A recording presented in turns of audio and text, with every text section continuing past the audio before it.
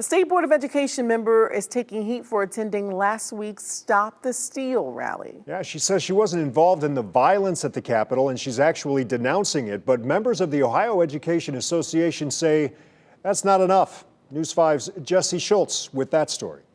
News 5 spoke to Kirsten Hill just hours before she began her trek to D.C. from Lorain County last week. She told us she was organizing the buses and going with the group Free Ohio Now. We want our elected officials to look at the evidence about the, alleged voter fraud that's happened in the, mainly focused on the swing states. But as we know, there was far more than just a peaceful protest that day. As a group of Trump supporters stormed Capitol Hill in a riot that turned deadly. Hill is an elected member of the State Board of Education, representing several Northeast Ohio counties. Her term expires in December of 2022.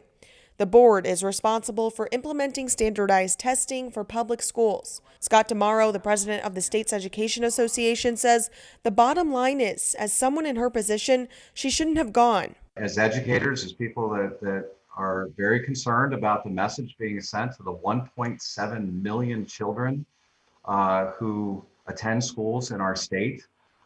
We just think that was a terrible example. It was sending the wrong message. In a statement Hill sent to News 5, she said in part that she went as a private citizen and has the right to peacefully assemble. It went on to condemn any acts of violence or damage that may have been done.